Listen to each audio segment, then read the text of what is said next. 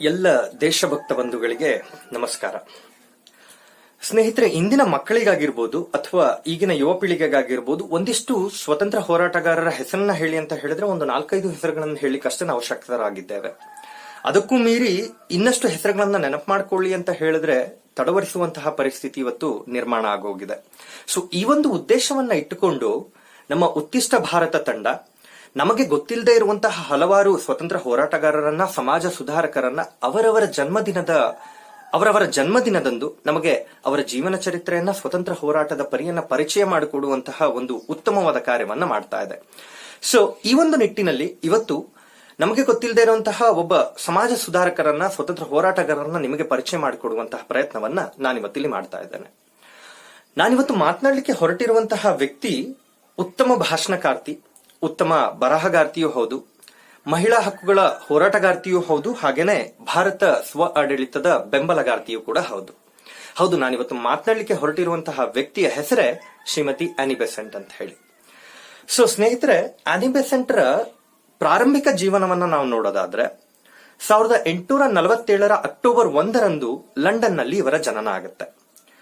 So ದುರದೃಷ್ಟ ಅಂತ ಹೇಳಿದ್ರೆ 5 ವರ್ಷದವರಿದ್ದಾಗ ತಮ್ಮ ತಂದೆಯನ್ನ ಕಳ್ಕೊಳ್ತಾರೆ. ಹಾಗಾಗಿ ಇಡೀ ಕುಟುಂಬದ ಜವಾಬ್ದಾರಿ ತನ್ನ ತಾಯಿಯ ಮೇಲೆ ಬೀಳುತ್ತೆ. ಈ ಒಂದು ಕುಟುಂಬ ಐರಿಷ್ ಮೂಲದ ಒಂದು ಬಡ ಕುಟುಂಬ ಆಗಿರುತ್ತೆ. ಹಾಗಾಗಿ ಇಡೀ ಕುಟುಂಬದ ಜವಾಬ್ದಾರಿ ತನ್ನ ತಾಯಿಯ ಮೇಲೆ ಬೀಳುತ್ತೆ. ಸೊ ಕುಟುಂಬದ ನಿರ್ವಹಣೆಗಾಗಿ ಆನಿ ಬೆಸೆಂಟ್ರ ತಾಯಿ ಒಂದು ಬಾಲಕರ ವಸತಿ ಗೃಹವನ್ನ ನಡೆಸುವುದರ ಮೂಲಕ ಕುಟುಂಬದ ನಿರ್ವಹಣೆಯನ್ನ ಮಾಡ್ತಾ ಹೋಗ್ತಾರೆ. ಆದರೆ ಮುಂದಿನ ದಿನಗಳಲ್ಲಿ ಕುಟುಂಬ ನಿರ್ವಹಣೆ ಕಷ್ಟ ಆಗ್ತಾ ಹೋದಂತ ಸಮಯದಲ್ಲಿ ಆನಿ ಬೆಸೆಂಟ್ರ ಜವಾಬ್ದಾರಿಯನ್ನ ತನ್ನ ಗೆಳತಿ ಎಲೆನ್ ಮ್ಯಾರಿಯತ್ ರವರಿಗೆ ಆನಿ ಬೆಸೆಂಟ್ರ ಸಂಪೂರ್ಣ ಜವಾಬ್ದಾರಿಯನ್ನ ವಹಿಸ್ತಾರೆ. ಸೊ ಹೀಗೆ ಬೆಳೆದಂತಹ ಆನಿ ಬೆಸೆಂಟ್ ಸಮಾಜಕ್ಕೆ ತನ್ನದೇ ಆದ ಕೊಡುಗೆಗಳನ್ನ ಕೊಡಬೇಕು, ಸಮಾಜ ಸುಧಾರಣೆಗಾಗಿ ಕೆಲಸ ಮಾಡಬೇಕು ಅನ್ನೋ ನಿಟ್ಟಿನಲ್ಲಿ ಕೂಡ ಅವರು ಯೋಚನೆಯನ್ನ ಮಾಡ್ತಾ ಹೋಗ್ತಾರೆ. ಆನಿ ಬೆಸೆಂಟ್ 19ನೇ ವರ್ಷದವರಿದ್ದಾಗ 26 ವರ್ಷದ ಒಬ್ಬ ಪಾದ್ರಿ ಫ್ರಾಂಕ್ ಬೆಸೆಂಟ್ರನ್ನ ಮದುವೆ ಆಗ್ತಾರೆ. ಮದುವೆ ಆದ ನಂತರ ಹಲವಾರು ಕಾರಣಗಳಿಂದ ಬೇರೆ ಆಗ್ಬೇಕಾದಂತ ಸಂದರ್ಭ ಬರುತ್ತೆ. ಹಾಗಾಗಿ ವಿಚ್ಛೇದನವನ್ನ ಪಡೆದ ನಂತರ ಆನಿ ಬೆಸೆಂಟ್ ಸ್ವತಂತ್ರರಾಗಿದ್ದುಕೊಂಡು ಶ್ರೀಮತಿ ಬೆಸೆಂಟ್ ಆನಿ ಬೆಸೆಂಟ್ ಆಗಿ ಉಳಿದುಕೊಂಡು ಸ್ವತಂತ್ರರಾಗಿ ಸಮಾಜದ ಸುಧಾರಣೆಯ ಕೆಲಸಗಳಲ್ಲಿ ತಮ್ಮನ್ನ ತಾವು ತೊಡಗಿಸಿಕೊಳ್ತಾ ಹೋಗ್ತಾರೆ. ಆನಿ ಬೆಸೆಂಟ್ ತಮಗೆ ಸರಿ ಅನ್ನಿಸುವಂತಹ ಕೆಲಸಗಳನ್ನೇ ಮಾಡ್ತಾ ಹೋಗ್ತಾರೆ. ಇವರು ಮಹಿಳಾ ಹಕ್ಕುಗಳು, ಜಾತ್ಯತೀತತೆ, ಸಮಾಜ ಸುಧಾರಣೆ ಹಾಗೂ ಜನನ ನಿಯಂತ್ರಣದ ಬಗ್ಗೆ ಕಾಳಜಿಯನ್ನ ವಹಿಸಿ ಅದರ ಬಗ್ಗೆ ತಮ್ಮ ಹೋರಾಟವನ್ನ ಮುನ್ನಡೆಸ್ತಾ ಹೋಗ್ತಾರೆ. ನಂತರದ ದಿನಗಳಲ್ಲಿ ವಾರ್ತಾ ಪತ್ರಿಕೆಗಳಲ್ಲಿ ರಾಷ್ಟ್ರೀಯ ಸುಧಾರಣೆಗೆ ಅಂಕಣಗಳನ್ನ ಬರೆಯೋದ್ರ ಮೂಲಕ ತಮ್ಮ ವಾರದ ಸಂಬಳವನ್ನ ಗಳಿಸ್ತಾ ಹೋಗ್ತಾರೆ. ಜೊತೆಯಲ್ಲಿ ಬರಹಗಾರ್ತಿಯಾಗಿ ತುಂಬಾ ಜನಪ್ರಿಯತೆಯನ್ನ ಗಳಿಸ್ತಾ ಹೋಗ್ತಾರೆ. ಹಿಂದಿನ ಕಾಲದಲ್ಲಿ, ವಿಕ್ಟೋರಿಯಾ ರಾಣಿಯ ಕಾಲದಲ್ಲಿ ಹೇಗಿತ್ತು ಅಂತ ಹೇಳಿದ್ರೆ ಒಂದು ಸಾರ್ವಜನಿಕ ಸಭೆಗಳು, ಸಾರ್ವಜನಿಕ ಭಾಷಣಗಳು ಒಂದು ರೀತಿಯ ಜನಪ್ರಿಯತೆಯನ್ನ, ಒಂದು ರೀತಿಯ ಮನರಂಜನೆಯನ್ನ ಪಡೆದುಕೊಂಡಿರ್ತವೆ. ಹಾಗಾಗಿ ಇಂಥ ಒಂದು ಸಂದರ್ಭದಲ್ಲಿ ತಮ್ಮನ್ನ ತಾವು ಭಾಷಣಗಳಲ್ಲಿ ತೊಡಗಿಸಿಕೊಳ್ಳೋದ್ರ ಮೂಲಕ ಭಾಷಣಕಾರ್ತಿಯಾಗಿ, ಉತ್ತಮ ವಾಗ್ಮಿಯಾಗಿ ಅತ್ಯಂತ ಜನಪ್ರಿಯತೆಯನ್ನ ನಮ್ಮ ಆನಿ ಬೆಸೆಂಟ್ ಅವರು ಗಳಿಸ್ತಾ ಹೋಗ್ತಾರೆ. ತಮ್ಮ ಎಲ್ಲ ಭಾಷಣಗಳಲ್ಲಿ ಅಭಿವೃದ್ಧಿಯ ಬಗ್ಗೆ, ಸ್ವತಂತ್ರ ಹೋರಾಟದ ಬಗ್ಗೆ, ಸಮಾಜದ ಸುಧಾರಣೆಗಳ ಬಗ್ಗೆ ವಿಚಾರಗಳನ್ನ ಮಂಡಿಸ್ತಾ ಇಡೀ ದೇಶವನ್ನ ರೈಲು ಮಾರ್ಗದ ಮೂಲಕ ಇಡೀ ದೇಶವನ್ನ ಸಂಚರಿಸ್ತಾ ಹೋಗ್ತಾರೆ. ನಾನು ಹೇಳಿದೆ, ಜನನ ನಿಯಂತ್ರಣದ ಬಗ್ಗೆ ಇವರು ಕಾಳಜಿಯನ್ನು ವಹಿಸಿ ಅದರ ಬಗ್ಗೆ ಹೋರಾಟವನ್ನ ನಡೆಸ್ತಾರೆ ಅಂತ ಹೇಳಿ. ಇದಕ್ಕೊಂದು ಉದಾಹರಣೆ ಅಂತ ಹೇಳಿದ್ರೆ, ಇದರ ತೀವ್ರತೆ ಯಾವ ಮಟ್ಟಕ್ಕಿತ್ತು ಅಂತ ಹೇಳಿದ್ರೆ, ಆನಿ ಬೆಸೆಂಟ್ ತನ್ನ ಗೆಳೆಯ ಬ್ರಾಡ್ ಲಾಗ್ರ್ ಅವರ ಜೊತೆಯಲ್ಲಿ ಸೇರ್ಕೊಂಡು ಅಮೆರಿಕದ ಜನನ ನಿಯಂತ್ರಣದ ಹೋರಾಟಗಾರ ಚಾರ್ಲ್ಸ್ ನೋಲ್ಟನ್ ರಿಂದ ಒಂದು ಪುಸ್ತಕವನ್ನ ಬಿಡುಗಡೆ ಮಾಡ್ತಾರೆ. ಸೊ ಈ ಪುಸ್ತಕದಲ್ಲಿ ಯಾವ ವಿಚಾರವನ್ನ ಮಂಡಿಸಲಾಗಿರುತ್ತೆ, ಯಾವ ವಿಚಾರವನ್ನ ತಿಳಿಸಲಾಗಿರುತ್ತೆ ಅಂತ ಹೇಳಿದ್ರೆ, ಒಂದು ಕಾರ್ಮಿಕ ಕುಟುಂಬ ಎಷ್ಟು ಮಕ್ಕಳನ್ನ ಹೊಂದಿದ್ರೆ ಒಂದು ಕುಟುಂಬ ಸಂತೋಷವಾಗಿರ್ಲಿಕ್ಕೆ ಸಾಧ್ಯ, ಅಥವಾ ಒಂದು ಕುಟುಂಬ ನೆಮ್ಮದಿಯ ಜೀವನವನ್ನ ನಡೆಸಲಿಕ್ಕೆ ಸಾಧ್ಯ ಅನ್ನೋ ವಿಚಾರಗಳನ್ನ ಆ ಪುಸ್ತಕದಲ್ಲಿ ಬರೆಯಲಾಗಿರುತ್ತೆ. ಈ ಪುಸ್ತಕದ ಉದ್ದೇಶ ಅಂತ ಹೇಳಿದ್ರೆ, ಒಂದು ಕಾರ್ಮಿಕ ಕುಟುಂಬಕ್ಕೆ ತನ್ನ ಕುಟುಂಬ ನಿರ್ವಹಣೆಯ ಅಗತ್ಯತೆಗಳನ್ನ, ತಮ್ಮ ಕುಟುಂಬದ ನಿರ್ವಹಣೆಯ ವಿಚಾರಗಳನ್ನ ತಿಳಿಸುವ ಒಂದು ಪ್ರಯತ್ನವನ್ನ ಈ ಪುಸ್ತಕದಲ್ಲಿ ಮಾಡಲಾಗಿರುತ್ತೆ. ವಿಪರ್ಯಾಸ ಅಂತ ಹೇಳಿದ್ರೆ, ಈ ಪುಸ್ತಕದ ಬಿಡುಗಡೆಗಾಗಿ ಆನಿ ಬೆಸೆಂಟ್ ಅವರನ್ನ ಬಂಧಿಸಲಾಗುತ್ತೆ. ನಂತರದ ದಿನಗಳಲ್ಲಿ ಪತ್ರಿಕೆಗಳಲ್ಲಿ ನಡೆಯುವಂತಹ ಹಲವಾರು ಚರ್ಚೆಗಳ ಮೂಲಕ, ಅಥವಾ ಜನಗಳ ಅಭಿಪ್ರಾಯ ಸಂಗ್ರಹಣೆ ಮೂಲಕ, ಅಥವಾ ಕೋರ್ಟ್ನಲ್ಲಿ ನಡೆಯುವಂತಹ ಹಲವಾರು ವಾದ ವಿವಾದಗಳ ಮೂಲಕ ಆನಿ ಬೆಸೆಂಟ್ ನಿರಪರಾಧಿ ಅಂತ ಹೇಳಿ ಅವರನ್ನ ಮಾನ್ಯ ಮಾಡೋದ್ರ ಮೂಲಕ ಅವರನ್ನ ನಿರಪರಾಧಿಗಳಾಗಿ ಅವರನ್ನ ಬಿಡುಗಡೆ ಮಾಡಲಾಗತ್ತೆ. ಸೊ ಹೀಗೆ ನಡೀತಾ ಇದ್ದಂತ ಒಂದು ಸಂದರ್ಭದಲ್ಲಿ ಒಂದು ಸಾರ್ವಜನಿಕ ಸಭೆಗೆ ಅನಿ ಬೆಸೆಂಟ್ ಅವರಿಗೆ ತಾವು ಭಾಷಣವನ್ನ ಮಾಡಬೇಕು ಅಂತ ಹೇಳಿ ಕರೆ ಹೋಗುತ್ತೆ.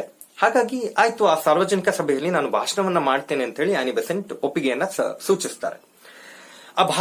ಆ ಕಾರ್ಯಕ್ರಮದ ಭಾಷಣಕ್ಕೆ ಬಂದಂತ ಸಂದರ್ಭದಲ್ಲಿ ಆ ಕಾರ್ಯಕ್ರಮವನ್ನು ನಿಲ್ಲಿಸಬೇಕು, ಆ ಕಾರ್ಯಕ್ರಮವನ್ನು ವಿಫಲಗೊಳಿಸಬೇಕು ಅಂತ ಹೇಳಿ ಎಲ್ಲ ರೀತಿಯ ಪ್ರಯತ್ನ ಪೊಲೀಸರಿಂದ ನಡೀತಾ ಇರುತ್ತೆ. ಇಂತಹ ಒಂದು ಸಂದರ್ಭದಲ್ಲಿ ನೋಡ್ತಾ ನೋಡ್ತಾ ಕಾರ್ಯಕ್ರಮ ಇನ್ನೇನು ಶುರುವಾಗುತ್ತೆ ಅನ್ನುವಂತ ಸಂದರ್ಭದಲ್ಲೇನೆ ಜಗಳ ಪ್ರಾರಂಭ ಆಗೋಗುತ್ತೆ, ದೊಡ್ಡದಾಗಿ ದಾಂಧಲೆ ಶುರು ಆಗೋಗುತ್ತೆ. ಇಂತಹ ಒಂದು ಸಂದರ್ಭದಲ್ಲಿ ಸೈನ್ಯವನ್ನ ಕರೆಸಲಾಗತ್ತೆ, ಪೊಲೀಸರಿಂದ ಲಾಠಿ ಚಾರ್ಜ್ ಆಗುತ್ತೆ. ಹೀಗೆಲ್ಲ ದಾಂಧಲೆಯಲ್ಲಿ ಹಲವಾರು ವ್ಯಕ್ತಿಗಳನ್ನ ಬಂಧಿಸಲಾಗುತ್ತೆ.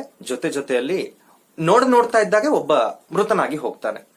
ಇಂತಹ ಒಂದು ಸಂದರ್ಭದಲ್ಲಿ ಅನಿ ಬೆಸೆಂಟ್ ಪೊಲೀಸರ ಬಳಿ ತಾನೇ ಕೇಳ್ಕೊಳ್ತಾಳೆ, ನನ್ನನ್ನು ಕೂಡ ಈ ಸಂದರ್ಭದಲ್ಲಿ ಬಂಧಿಸಿ ಅಂತ ಹೇಳಿ ಕೇಳ್ಕೊಳ್ತಾರೆ. ಆದ್ರೆ ಪೊಲೀಸರು ರಿಸ್ಕ್ ತಗೊಳೋದಕ್ಕೆ ಹೋಗೋದಿಲ್ಲ. ಯಾಕಂತ ಹೇಳಿದ್ರೆ ಅನಿ ಬೆಸೆಂಟರ ಜನಪ್ರಿಯತೆಯನ್ನ ಅರಿತಂತಹ ಪೊಲೀಸರು ಅವರನ್ನ ಬಂಧಿಸುವಲ್ಲಿ ನಿರಾಕರಣೆಯನ್ನ ಮಾಡ್ತಾ ಹೋಗ್ತಾರೆ. ಆದ್ರೆ ಈ ಒಂದು ಸಂದರ್ಭ, ಈ ಒಂದು ಸನ್ನಿವೇಶ, ಈ ಒಂದು ದಾಂಧಲೆ ಏನಿದೆ, ಬ್ಲಡಿ ಸಂಡೇ ಅಂತಾನೆ ತುಂಬಾ ಜನಪ್ರಿಯತೆಯನ್ನ ಪಡೆಯುತ್ತೆ. ಈ ಒಂದು ಸಂದರ್ಭ, ಈ ಒಂದು ಸನ್ನಿವೇಶ ಅತ್ಯಂತ ಜನಪ್ರಿಯತೆಯನ್ನ ಅನಿ ಬೆಸೆಂಟ್ ಅವರಿಗೆ ತಂದುಕೊಡುತ್ತೆ. ಕೇವಲ ಹೋರಾಟಗಳಲ್ಲಷ್ಟೇ ಅಂತ ಅಲ್ಲ, ಬೌದ್ಧಿಕ ವಿಚಾರಗಳಲ್ಲೂ ಕೂಡ ತಮ್ಮ ಪ್ರಯಾಣವನ್ನ ಅನಿ ಬೆಸೆಂಟ್ ಮುಂದುವರಿಸ್ತಾ ಹೋಗ್ತಾರೆ. ಹೀಗೆ ಇರುವಂತಹ ಸಂದರ್ಭದಲ್ಲಿ ಥಿಯೋಸಾಫಿಕಲ್ ಸೊಸೈಟಿಯ ಸದಸ್ಯರಾಗಿ ನೇಮಕಗೊಳ್ತಾರೆ. ಸೊ ಅನಿ ಬೆಸೆಂಟ್ ಅವರು ಥಿಯೋಸಾಫಿಕಲ್ ಸೊಸೈಟಿಯ ಸದಸ್ಯರಾದಂತ ಸಂದರ್ಭದಲ್ಲಿ ಭಾರತಕ್ಕೆ ಪ್ರಯಾಣವನ್ನ ಬೆಳೆಸ್ತಾರೆ. ನಾವಿವತ್ತು ನೋಡಿರ್ಬೋದು, ಅನಿ ಬೆಸೆಂಟ್ ಅವರು ಚೆನ್ನೈನನ್ನ ಕೇಂದ್ರವಾಗಿಟ್ಟುಕೊಂಡು ಚೆನ್ನೈನಲ್ಲಿ ಥಿಯೋಸಾಫಿಕಲ್ ಅಡ್ಯಾರ್ ಅಂತಾನೆ ಇವತ್ತು ತುಂಬಾ ಜನಪ್ರಿಯತೆಯನ್ನ ಗಳಿಸಿದೆ. ಆ ಒಂದು ಥಿಯೋಸಾಫಿಕಲ್ ಅಡ್ಯಾರ್ದ ಸ್ಥಾಪನೆಯನ್ನ ಅನಿ ಬೆಸೆಂಟ್ ಅವರು ಚೆನ್ನೈನಲ್ಲಿ ಮಾಡ್ತಾರೆ. ಅವರ ಸವಿ ನೆನಪಿಗಾಗಿ ಥಿಯೋಸಾಫಿಕಲ್ ಅಡ್ಯಾರ್ನ ಪಕ್ಕದ ಒಂದು ಜಾಗಕ್ಕೆ ನಾವು ಇವತ್ತು ಬೆಸೆಂಟ್ ನಗರ ಅಂತ ಹೇಳಿ ಹೆಸರನ್ನ ಇಟ್ಟು ಅವರನ್ನ ನೆನಪು ಮಾಡಿಕೊಳ್ಳುವಂತಹ ಪ್ರಯತ್ನವನ್ನ ನಾವು ಮಾಡ್ತಾ ಇದ್ದೇವೆ. ಇದಷ್ಟೇ ಅಲ್ಲದೆ ಅನಿ ಬೆಸೆಂಟ್ ಅವರು ಭಾರತದ ವಾರಣಾಸಿಯಲ್ಲಿ ಬಾಲಕರಿಗಾಗಿ ಒಂದು ಹೊಸ ಶಾಲೆಯನ್ನ ಪ್ರಾರಂಭ ಮಾಡಬೇಕು ಅನ್ನೋ ನಿಟ್ಟಿನಲ್ಲಿ ಕೆಲಸವನ್ನ ಮಾಡ್ತಾ ಹೋಗ್ತಾರೆ. ತದನಂತರದಲ್ಲಿ ಸೆಂಟ್ರಲ್ ಹಿಂದೂ ಕಾಲೇಜ್ ಅಂತ ಹೇಳಿ ಒಂದು ಶಾಲೆಯನ್ನ ಕೂಡ ವಾರಣಾಸಿಯಲ್ಲಿ ಪ್ರಾರಂಭ ಮಾಡ್ತಾರೆ. ಇದರ ಗುರಿ ಏನಾಗಿತ್ತು ಅಂತ ಹೇಳಿದ್ರೆ, ಈ ಅನಿ ಬೆಸೆಂಟ್ ಈ ಶಾಲೆಯನ್ನ ತೆರೆಯೋದ್ರ ಮೂಲಕ ಇವರ ಗುರಿ ಏನಾಗಿತ್ತು ಅಂತ ಹೇಳಿದ್ರೆ, ಭಾರತಕ್ಕೆ ಒಂದು ಉತ್ತಮವಾದ ನಾಯಕತ್ವವನ್ನ ಕೊಡಬೇಕು ಅನ್ನೋ ಒಂದು ನಿಟ್ಟಿನಲ್ಲಿ ಆ ಗುರಿಯನ್ನ ಇಟ್ಟುಕೊಂಡು ಈ ಶಾಲೆಯನ್ನ ಪ್ರಾರಂಭ ಮಾಡ್ತಾರೆ. ಹಾಗೇನೆ ಈ ಶಾಲೆಯ ಕಾರ್ಯವೈಖರಿ ಯಾವ ರೀತಿಯಲ್ಲಿ ಇತ್ತು ಅಂತ ಹೇಳಿದ್ರೆ, ಎಲ್ಲ ಬಾಲಕರು ಸನ್ಯಾಸಿಗಳ ರೀತಿಯಲ್ಲಿ ಜೀವನವನ್ನ ನಡೆಸ್ತಾ ಹೋಗ್ತಾರೆ. ಪ್ರತಿನಿತ್ಯ 90 ನಿಮಿಷಗಳ ನಿತ್ಯ ಪ್ರಾರ್ಥನೆಯನ್ನ ಮಾಡ್ತಾ ಹೋಗ್ತಾರೆ. ಜೊತೆಯಲ್ಲಿ ಹಿಂದೂ ಸಂಪ್ರದಾಯದ ಗ್ರಂಥಗಳನ್ನ ಅಧ್ಯಯನವನ್ನ ಮಾಡ್ತಾ ಹೋಗ್ತಾರೆ. ಇದಿಷ್ಟೇ ಅಲ್ಲದೆ ಆಧುನಿಕ ವಿಜ್ಞಾನವನ್ನು ಕೂಡ ಆ ಶಾಲೆಯಲ್ಲಿ ಎಲ್ಲ ವಿದ್ಯಾರ್ಥಿಗಳು ಅಧ್ಯಯನ ಮಾಡ್ತಾ ಹೋಗ್ತಾರೆ. ಸೊ ಇದರ ಜೊತೆಯಲ್ಲಿ ವಾರಣಾಸಿಯಲ್ಲಿ ಅನಿ ಬೆಸೆಂಟ್ ಅವರು ಬನಾರಸಿ ಹಿಂದೂ ನಿಲಯವನ್ನು ಕೂಡ ಪ್ರಾರಂಭವನ್ನ ಮಾಡ್ತಾರೆ. ಇದಿಷ್ಟೇನಾ? ಹಾಗಾದ್ರೆ ಅನಿ ಬೆಸೆಂಟರ ಹೋರಾಟಗಳು ಕೇವಲ ಧಾರ್ಮಿಕ ವಿಚಾರಗಳಿಗಷ್ಟೇ ಸೀಮಿತನಾ ಅಂತ ಹೇಳಿ ನಾವು ಯೋಚನೆ ಮಾಡಿದ್ರೆ ಅಲ್ಲ. ಕೇವಲ ಇದಿಷ್ಟೇ ವಿಚಾರಗಳಲ್ಲಿ, ಕೇವಲ ಹೋರಾಟಗಳಲ್ಲಷ್ಟೇ ಅಲ್ಲ, ಕೇವಲ ಧಾರ್ಮಿಕ ವಿಚಾರಗಳಲ್ಲಷ್ಟೇ ಅಂತ ಅಲ್ಲ, ಇವರು ರಾಜಕೀಯ ಹೋರಾಟಗಳಲ್ಲೂ ಕೂಡ ಅನಿ ಬೆಸೆಂಟ್ ಅವರು ತಮ್ಮನ್ನು ತಾವು ತೊಡಗಿಸಿಕೊಳ್ತಾ ಹೋಗ್ತಾರೆ. ಹೀಗೆ ಅನಿ ಬೆಸೆಂಟ್ ಅವರು ಭಾರತಕ್ಕೆ ಬಂದ ನಂತರ ಧಾರ್ಮಿಕ ವಿಚಾರಗಳ ನಂತರ ಜೊತೆಯಲ್ಲಿ ಭಾರತೀಯ ರಾಷ್ಟ್ರೀಯ ಕಾಂಗ್ರೆಸ್ ಕೂಡ ಸೇರ್ತಾರೆ. ಅದರ ಸದಸ್ಯತ್ವವನ್ನು ಕೂಡ ಪಡಿತಾರೆ. ಕೇವಲ ರಾಷ್ಟ್ರೀಯ ವಿಚಾರಗಳನ್ನ ಅಷ್ಟೇ ಅಂತ ಅಲ್ಲ, ಕೇವಲ ರಾಜಕೀಯ ವಿಚಾರಗಳನ್ನ ಅಷ್ಟೇ ಅಂತಲ್ಲ, ರಾಜಕೀಯ ವಿಚಾರಗಳಲ್ಲಿ ತೊಡಗಿಸಿಕೊಂಡು ಜೊತೆಯಲ್ಲಿ ಹೋಮ್ ರೂಲ್ ಲೀಗ್ ಅಂತ ಹೇಳಿ ಒಂದು ಪ್ರಾರಂಭವನ್ನ ಅನಿ ಬೆಸೆಂಟ್ ಅವರು ಮಾಡ್ತಾರೆ. ಸೊ ಹೋಮ್ ರೂಲ್ ಲೀಗ್ ನ ಪ್ರಾರಂಭ ಮಾಡಿ ಇದರ ಉದ್ದೇಶಗಳನ್ನು ಅಂತ ಹೇಳಿದ್ರೆ, ಪ್ರತಿ ವರ್ಷ ಎಲ್ಲ ಕಡೆ ಸಂಚಾರವನ್ನ ಮಾಡಿ ಹಲವಾರು ಪ್ರದರ್ಶನಗಳ ಮೂಲಕ, ಹಲವಾರು ಸಭೆಗಳ ಮೂಲಕ, ಹಲವಾರು ಭಾಷಣಗಳ ಮೂಲಕ ದೇಶದ ಅಭಿವೃದ್ಧಿಗಾಗಿ, ದೇಶದ ಸುಧಾರಣೆಗಾಗಿ ಅವರು ತಮ್ಮ ಜೀವನವನ್ನ ಶ್ರಮಿಸ್ತಾ ಹೋಗ್ತಾರೆ. ಹೀಗೆ ಸಮಾಜ ಸುಧಾರಣೆಗಾಗಿ, ದೇಶದ ಅಭಿವೃದ್ಧಿಗಾಗಿ ತಮ್ಮ ಎಲ್ಲ ಹೋರಾಟಗಳನ್ನ, ತಮ್ಮ ಜೀವನವನ್ನ ಶ್ರಮಿಸಿದಂತ ಶ್ರೀಮತಿ ಅನಿ ಬೆಸೆಂಟ್ ಅವರು 1933ರಲ್ಲಿ ಮರಣವನ್ನ ಹೊಂದುತ್ತಾರೆ. ಸ್ನೇಹಿತರೆ, ಇದಿಷ್ಟು ಇವರ ಜೀವನ ಚರಿತ್ರೆ ಆದ್ರೆ, ಇನ್ನೆರಡು ನಮಗೆ ಗೊತ್ತಿಲ್ಲದೆ ಇರುವಂತಹ ಮುಖ್ಯವಾದ ವಿಚಾರಗಳನ್ನ ನಿಮಗೆ ತಿಳಿಸುವಂತ ಪ್ರಯತ್ನವನ್ನ ನಾನು ಮಾಡ್ತೇನೆ. ನಮಗೆಲ್ಲ ಗೊತ್ತಿರಬಹುದು, ಉತ್ತಮ ವಿಚಾರವಾದಿ ಅಂತಾನೆ ಚಿರಪರಿಚಿತರಾದಂತಹ ಜಿಡ್ಡು ಕೃಷ್ಣಮೂರ್ತಿ ಇವರನ್ನ ನಮಗೆ ಪರಿಚಯ ಮಾಡಿಕೊಟ್ಟಿದ್ದೆ ಶ್ರೀಮತಿ ಅನಿ ಬೆಸೆಂಟ್ ಅವರು. ಜಿಡ್ಡು ಕೃಷ್ಣಮೂರ್ತಿ ಅವರಿಗೆ ಆತ್ಮೀಯ ಸ್ನೇಹಿತೆಯಾಗಿದ್ದುಕೊಂಡು ಅವರ ವಿಚಾರಗಳನ್ನ ದೇಶದ ಅಭಿವೃದ್ಧಿ ವಿಚಾರಗಳಲ್ಲಿ ಅವರಿಗೆ ಬೆಂಬಲವಾಗಿ ನಿಲ್ಲೋದ್ರ ಮೂಲಕ ಅವರನ್ನ ನಮಗೆ ಪರಿಚಯ ಮಾಡಿಕೊಟ್ಟಂತಹ ವ್ಯಕ್ತಿ ಶ್ರೀಮತಿ ಆನಿ ಬೆಸೆಂಟ್ ರವರು. ಇನ್ನೊಂದು ಮುಖ್ಯವಾದ ವಿಚಾರ ಏನು ಅಂತ ಹೇಳಿದ್ರೆ, ನಮಗೆ ಚಿಕಾಗೋದ ವಿಶ್ವಧರ್ಮ ಸಮ್ಮೇಳನ ಗೊತ್ತು. ವಿಶ್ವಧರ್ಮ ಸಮ್ಮೇಳನದಲ್ಲಿ ನಮ್ಮ ಸ್ವಾಮಿ ವಿವೇಕಾನಂದರ ವಿಚಾರಗಳು ಯಾವ ರೀತಿ ಮನ್ನಣೆ ಆಯ್ತು, ಅದಕ್ಕೆ ಎಷ್ಟು ಪ್ರತಿಕ್ರಿಯೆ ಸಿಕ್ತು ಅನ್ನೋ ಎಲ್ಲ ವಿಚಾರಗಳು ನಮಗೆ ಗೊತ್ತು. ಆದ್ರೆ ಇದರ ಜೊತೆಯಲ್ಲಿ ಆ ಒಂದು ಕಾರ್ಯಕ್ರಮದಲ್ಲಿ ವಿವೇಕಾನಂದರ ಜೊತೆಯಲ್ಲಿ ಇದ್ದಂತಹವರು ಶ್ರೀಮತಿ ಆನಿ ಬೆಸೆಂಟ್ ರವರು. ಜೊತೆಯಲ್ಲಿ ಇದ್ದುಕೊಂಡು ಆ ಸ್ವಾಮಿ ವಿವೇಕಾನಂದರ ವಿಚಾರಗಳು ಕೇವಲ ಆ ಕಾರ್ಯಕ್ರಮಕ್ಕಷ್ಟೇ ಸೀಮಿತವಾಗಿರದೆ ಇಡೀ ಪ್ರಪಂಚಕ್ಕೆ ಗೊತ್ತಾಗಬೇಕು ಅನ್ನೋ ಒಂದು ಉದ್ದೇಶವನ್ನ ಇಟ್ಟುಕೊಂಡು ತಾವು ಪತ್ರಿಕೆಗಳಲ್ಲಿ ಬರೆಯೋದರ ಮೂಲಕ ಸ್ವಾಮಿ ವಿವೇಕಾನಂದರ ಉತ್ತಮ ವಿಚಾರಗಳನ್ನ ಇಡೀ ಜಗತ್ತಿಗೆ ಪರಿಚಯ ಮಾಡಿಕೊಟ್ಟಂತಹ ವ್ಯಕ್ತಿ ಶ್ರೀಮತಿ ಆನಿ ಬೆಸೆಂಟ್ ರವರು. ಸ್ನೇಹಿತರೆ, ಹಾಗಾಗಿ ನಮ್ಮ ಆಲೋಚನೆಗಳು ಹೇಗಿರ್ಬೇಕು ಅಂತ ಹೇಳಿದ್ರೆ, ನಮ್ಮ ಆಶಯ ಏನು ಅಂತ ಹೇಳಿದ್ರೆ, ನಾವು ದೇಶಕ್ಕಾಗಿ ಅಥವಾ ನಮಗೆ ದೇಶ ಏನು ಮಾಡಿದೆ ಅಂತ ನಾವು ಕಾಯೋದಕ್ಕಿಂತ ದೇಶಕ್ಕಾಗಿ ನಾವು ಏನನ್ನ ಮಾಡಬಲ್ವಿ, ನಾವು ದೇಶಕ್ಕಾಗಿ ಏನು ಕೊಡುಗೆಗಳನ್ನ ಕೊಡಬಲ್ವಿ ಅನ್ನೋ ನಿಟ್ಟಿನಲ್ಲಿ ನಾವೆಲ್ಲ ಯೋಚನೆ ಮಾಡಬೇಕು ಅನ್ನೋದು ನಮ್ಮ ಆಶಯ.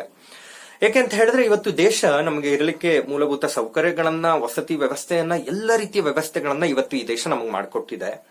ಆ ದೇಶಕ್ಕಾಗಿ, ಇಷ್ಟೆಲ್ಲ ನನಗೆ ಕೊಟ್ಟಂತ ದೇಶಕ್ಕಾಗಿ ಏನನ್ನಾದ್ರೂ ಕೊಟ್ಟೆ ಅನ್ನೋದಕ್ಕೆ ಬೇಕಲ್ಲ, ಆ ನಿಟ್ಟಿನಲ್ಲಿ ನಾವೆಲ್ಲರೂ ಯೋಚನೆ ಮಾಡೋಣ ಅಂತ ಹೇಳ್ತಾ, ದೇಶಕ್ಕಾಗಿ, ದೇಶದ ಏಳಿಗೆಗಾಗಿ ಶ್ರಮಿಸೋಣ ಅಂತ ಹೇಳ್ತಾ, ಹಾಗೇನೆ ದೇಶಕ್ಕಾಗಿ, ದೇಶದ ಏಳಿಗೆಗಾಗಿ ಶ್ರಮಿಸಿದಂತ ಈ ರೀತಿ ಎಲ್ಲ ಹಲವಾರು ವ್ಯಕ್ತಿಗಳನ್ನ ನೆನಪು ಮಾಡಿಕೊಳ್ಳುವಂತಹ ಒಂದು ಉತ್ತಮವಾದ ಪ್ರಯತ್ನವನ್ನ ನಾವೆಲ್ಲರೂ ಮಾಡೋಣ ಅಂತ ಹೇಳ್ತಾ, ಇವತ್ತು ಕೇವಲ ಒಂದು ವಿಚಾರಗಳನ್ನ ನಿಮಗೆ ತಿಳಿಸೋದಕ್ಕಷ್ಟೇ ಅಂತ ಅಲ್ಲ, ನನಗೆ ಗೊತ್ತಿಲ್ಲದೆ ಇದ್ದಂತಹ ಹಲವಾರು ವಿಚಾರಗಳನ್ನ ನನಗೆ ತಿಳಿದುಕೊಳ್ಳಲಿಕ್ಕೆ ಅವಕಾಶವನ್ನ ಮಾಡಿಕೊಟ್ಟಂತಹ ಉತ್ತಿಷ್ಟ ಭಾರತ ತಂಡಕ್ಕೆ ಆತ್ಮೀಯ ಧನ್ಯವಾದಗಳನ್ನ ತಿಳಿಸಿ ನನ್ನ ಮಾತುಗಳನ್ನ ಮುಗಿಸ್ತಾ ಇದ್ದೇನೆ. ಧನ್ಯವಾದಗಳು.